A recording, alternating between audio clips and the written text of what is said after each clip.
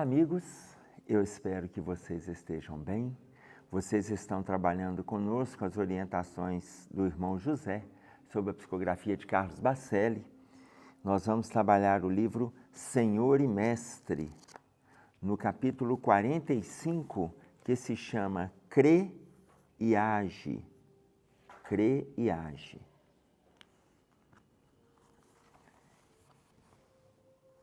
Quem crê na felicidade, prepara-se para recebê-la. Se você acredita que a felicidade existe, se prepare para receber a felicidade. Ou seja, ele vai dando orientações, o crê e age, o tempo todo, para a gente fazer uma associação e a outra. Não é só crer, não é só crer. Porque, à medida que ele coloca quem crê na felicidade, aqui a gente pode até estabelecer, porque existe uma diferença entre felicidade e alegria. Existe uma diferença. A alegria, ela é construída com momentos. Nós temos momentos de alegria. Felicidade é um estado de plenitude. É um estado de plenitude. É muito mais difícil conquistarmos a felicidade do que a alegria. Muito mais difícil, tá claro? Mas se a gente acredita na felicidade, então a gente precisa se preparar para recebê-la, ok? Ora, deixa eu pegar aqui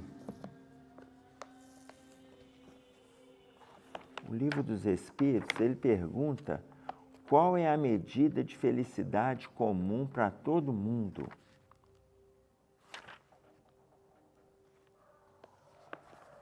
Olha só, pergunta 922. A felicidade terrestre é relativa à posição de cada um. O que basta para a felicidade de um constitui a desgraça de outro. Isso aqui é uma afirmativa de Kardec, que a felicidade de um não é para outro. Haverá, contudo, alguma soma de felicidade comum para todas as pessoas? Todo mundo, para a gente ser feliz, existe uma medida de felicidade para todo mundo? Agora, vamos associar com a fala do irmão José. Quem crê na felicidade, prepara-se para recebê-la. Ora, se a gente der conta, olha a resposta do Livro dos Espíritos. Do lado material, qual é a medida de felicidade comum para todo mundo? Voltando à pergunta, qual é a medida? Do lado material, a posse do necessário. Você avalia o que é o necessário. Porque muitas vezes a pessoa está na direção daquilo que já é desnecessário, que está atendendo a excessos, que está atendendo aparência, que está atendendo vaidades, que está atendendo arrogância, porque está se elevando materialmente para submeter outros. Então, a posse do necessário, avalia o que é o necessário para ser feliz do lado material. Olha a continuação da resposta. Do lado espiritual, consciência tranquila e fé no futuro. Ele fala, crê e age, consciência tranquila e fé no futuro. Avalia se a nossa consciência está tranquila. Cada um avalia a sua, eu avalio a minha. Avaliemos se estamos de consciência tranquila. Avaliemos. Após fazermos essa avaliação, atentemo-nos para a fé no futuro. Olha o tanto que é difícil a conquista da felicidade. Então, embora o irmão José proponha para a gente, quem crê na felicidade prepara-se para recebê-la, ele não falou que vai para ser receber esse ano, não. Nem no ano que vem, Por quê? Porque aí eu quero associar com a felicidade do Livro dos Espíritos. Prepare-se para recebê-la, porque daqui a um tempo, do lado material, estaremos, da forma que ele responde ali, do lado material, a posse do necessário. Estaremos satisfeitos com a posse do necessário. Do lado espiritual, estaremos com a consciência tranquila e a fé no futuro. Em outra tradução, ele coloca lá, ele fala do lado espiritual, em outra tradução ele fala assim, numa vida moral, ou do lado moral, consciência tranquila e fé no futuro. O sentido é o mesmo. Então, ainda que nós não conquistemos agora, de imediato, a gente consegue momentos de alegria. A gente consegue momentos de alegria. Então, o Emmanuel, ele coloca para nós uma frase que ele diz assim: se pretendes auxiliar alguém, se pretendes, comece mostrando alegria. Se pretendes. Se você não pretende, ok também. Mas se pretende, não fique esperando assim, não, quando o amor nascer em mim, quando eu já estiver com a paz consolidada, quando eu tiver acolhido todos os meus familiares, quando eu estiver... gente, não é quando a gente estiver quase angelizado, não. Se pretende auxiliar alguém, apareceu, começa pelo primeiro valor que Emmanuel propõe, alegria. Ele não propõe amor ao próximo, trabalho, vigilância, disciplina, obediência. Não, ele não propõe essa série de valores, não. Ele propõe alegria, se pretende. Então, quem crê na felicidade, prepara-se para recebê-la. Quem crê na paz, cria ensejos a ela. Quem crê na paz, cria a oportunidade dela acontecer. Tem pessoa que acredita em paz, mas dentro de si é vulcânica. Ela está sempre armada. Está sempre armada. Está pronta para agredir. Está pronta para agredir. Ah, mas se me falar isso, eu levo aquilo, eu falo aquilo. Porque eu não levo desaforo para casa. Dou um boi para não entrar na briga, uma boiada para não sair dela. E vai criando ditados de agressões. Mas acredita na paz. É tão contraditório. Então, e a fala dele, ela é tão contundente, quem crê na paz, cria ensejos a ela. Cria situações que pode oportunizar a paz no ambiente que você esteja. Cria situações que pode oportunizar a paz no seu relacionamento conjugal, no seu relacionamento pater-maternal, no seu relacionamento filial. Cria oportunidade para a paz acontecer. Depois, transpõe os muros do teu lar e cria oportunidade para esta paz no seu ambiente familiar. Mas o familiar, a família ampla, os tios, os avós, os primos, os parentes. Depois transpõe o muro da família e cria ensejos para a paz no ambiente profissional. Cria ensejos. Ah, mas como é que nós vamos criar ensejo? Olha, se você não tiver nada de positivo para comentar, não flua no negativo. Não te permitas o negativo. Por quê? Porque comentar o negativo, todos nós somos invariavelmente capazes. Falar bobagens, todos nós somos enriquecidos de desvalores. Você sabe por quê, gente? Nós temos um passado que já recheia o nosso estado íntimo com desvalores. Nós não precisamos de fazer construções inenarráveis para alimentar o desvalor. A gente já tem. A luta é construir o que é valor. A luta é essa. Então, se nós queremos criar um ambiente de paz, criemos oportunidades para ela acontecer. Se eu tiver alguma coisa útil para dizer, eu digo. Se eu não tiver, silencio. Quantas casas espíritas a gente vai, tem uma plaquinha pequena lá, o silêncio é uma prece. O silêncio é uma prece. Até porque, se eu não coloco algumas coisas que vá avantajar um movimento de discussão, de agressão, de mal-estar, eu já começo a filtrar o meu desejo de fomentar o mal-estar. E aí eu já vibro em outro diapasão. Tá claro? O silêncio é uma prece. Então, quem crê na paz, cria oportunidades para que ela ocorra. Quem crê na alegria, predispõe-se ao sorriso. Volto na fala inicial que eu disse para vocês de Emmanuel. Quem crê no sorriso, predispõe-se. Quem crê na alegria, predispõe-se ao sorriso. Ainda que nós tenhamos colocado no início sobre a alegria, porque a alegria ela é momentânea, a somatória de movimentos alegres pode trazer movimentos de felicidade, ainda que não seja felicidade plena, como nós trouxemos aqui no Livro dos Espíritos, mas a gente pode criar momentos, mas comece com o sorriso. Aprenda a sorrir. Então ele coloca para nós aqui, quem crê se predispõe a isso.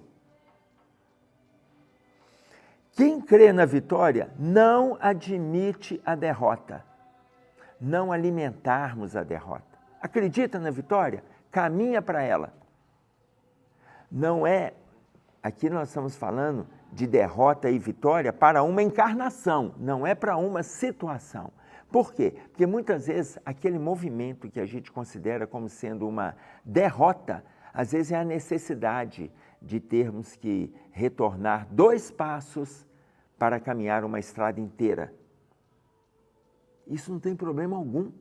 Você recuar 2 passos, 3 passos, você reavaliar posturas, você concordar com posições que antes você não concordava. Não tem problema nenhum, gente. Esse movimento de simplicidade, eu não estou nem dizendo que isso já é uma humildade instalada, não. Olha, sem confusão de avaliação. Sem confusão. Por quê? Porque a humildade ela é um valor que já está conquistado, mas esse movimento de simplicidade, de ir e voltar, de reavaliar posições, é o pontapé inicial para que nós aprendamos a sermos humildes lá na frente. Não agora, não agora. Mas a gente pode começar. E a gente vai, volta, escuta, entende aquilo que está sendo dito, reavalia o posicionamento. Não tem problema algum. Isso não é derrota. Isso não é derrota. Mas se a gente quer a vitória, esse movimento precisa acontecer.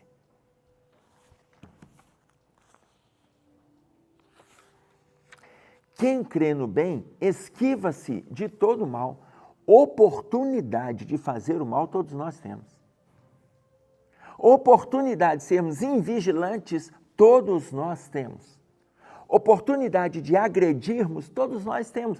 Quem crê no bem, esquiva-se de todo mal. A gente pede a Deus na oração, lá no Pai Nosso, no capítulo 6 de Mateus, a gente coloca para Deus, livra-nos de todo mal. A gente pede a Deus, Jesus nos ensina a pedirmos a Deus, só que a gente caminha na direção dele. A gente pede a Deus para nos livrar, mas a gente vai na direção de como que Deus vai nos tirar do caminho que no fundo a gente deseja.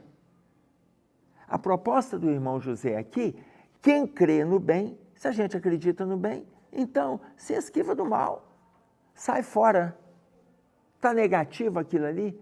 Te agride, te acomete, te fere, te perturba, te transtorna, esquiva-se disso. Está claro? Atendendo a orientação de Jesus, atendendo a proposta do irmão José. Já que você acredita no bem, quem crê em si mesmo não perde a determinação. E aí, olha a importância do autoconhecimento. Quem crê em si mesmo não perde a determinação. Vocês veem que todas as frases ele vai trazendo para a gente, crê e age. Quem crê em si mesmo não perde a determinação. Voltou 2 passos, continua. Caiu, levanta. Tropeçou, segue em frente. Lembram quando Paulo coloca para nós aos Hebreus, endireita, tornai a levantar as mãos cansadas, os joelhos desconjuntados e endireitai as veredas dos vossos pés, no capítulo 12 de Hebreus? Ora, se ele propõe para nós, façamos. Então, mas o que é isso aqui? Determinação. Tem gente que não entende determinação, não. Parte para a procrastinação. Ah, não, depois eu sigo essa estrada. E vai adiando, e vai enrolando, ou seja, vai se sabotando. No fundo, está se agredindo. São obstáculos, gente, nós vamos encontrar. Jesus não colocou para a gente, lá no capítulo 17 de Mateus, a fé transporta montanhas? Não é que eu vou dizer, porque Jesus coloca assim, diga a essa montanha, transporta-te daqui para acolá e ela se transportará. Não! Ele não está falando dessa montanha terra, ele está falando da montanha dificuldade, da montanha transtorno, da montanha problema, porque nós temos montanhas de problemas dentro de nós. Diga a esta montanha, transporta-te daqui para acolá. sai do seu estado íntimo, sai deste estado íntimo que está me agredindo, sai. Diga a esta montanha, a fé transporta, se eu tenho essa fé do crer e agir, o tempo todo, diga a esta montanha. Ou seja, tenha determinação. Agora, olha a última frase que ele coloca para a gente. Mas somente quem age faz acontecer. Veja, o tempo todo, quem crê na felicidade prepara-se para recebê-la. Quem crê na paz, cria ensejos a ela. Quem crê na alegria, predispõe-se a um sorriso. Quem crê na vitória, não admite a derrota. Quem crê no bem, esquiva-se de todo o mal. Quem crê em si mesmo, não perde a determinação, mas somente quem age faz acontecer. Porque o tempo todo está falando aqui para quem crê. Mas fazer acontecer significa sair daquele ponto em que você está. Sair daquele ponto que você está. Quando Geraldo Vandré coloca para nós, quem sabe faz a hora e não espera acontecer, na música Pra Não Dizer Que Não Falei das Flores, então, imaginem vocês, quem sabe faz a hora e não espera acontecer, é um refrão que todo mundo conhece, a pessoa pode não saber a letra da música. Quem crê, faz. Por quê? Só se fizer é que acontecerá.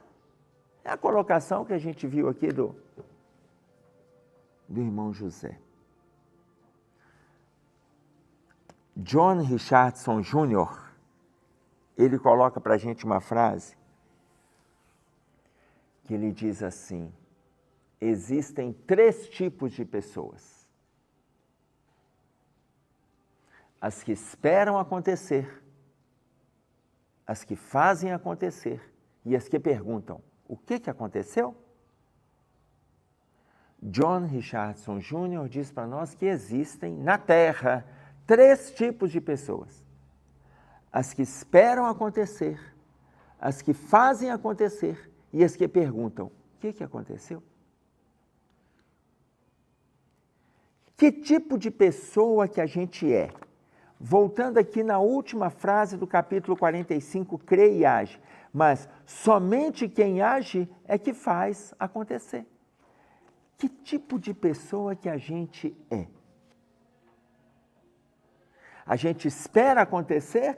A gente faz acontecer? Ou a gente pergunta o que aconteceu? O que espera é aquela pessoa que está naquela posição assim, está vendo o problema e fala assim: alguém tem que fazer alguma coisa? Alguém tem que tomar uma atitude? Alguém tem que dizer. Esse é aquele primeiro perfil. Tem pessoas que esperam acontecer.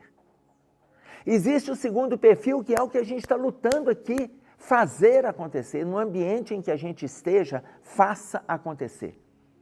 Eu não vou mudar o mundo, mas eu consigo fazer um movimento de mudança no meu entorno, a partir do momento que eu começo a trabalhar o meu estado íntimo, porque se eu trabalho aqui, eu transponho o muro do corpo físico para o entorno.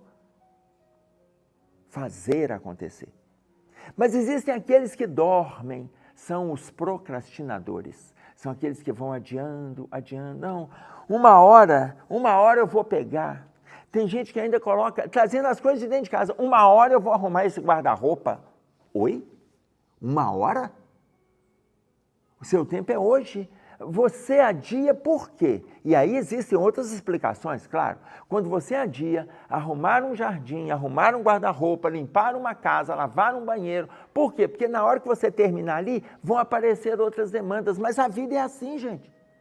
Então a gente muitas vezes faz por adiar, para não aparecer mais nada. Eu vou deixando aqui, porque assim eu tenho um motivo para não fazer nada além. São os desculpismos. Vão parar com isso. Vão fazer acontecer no nosso contexto.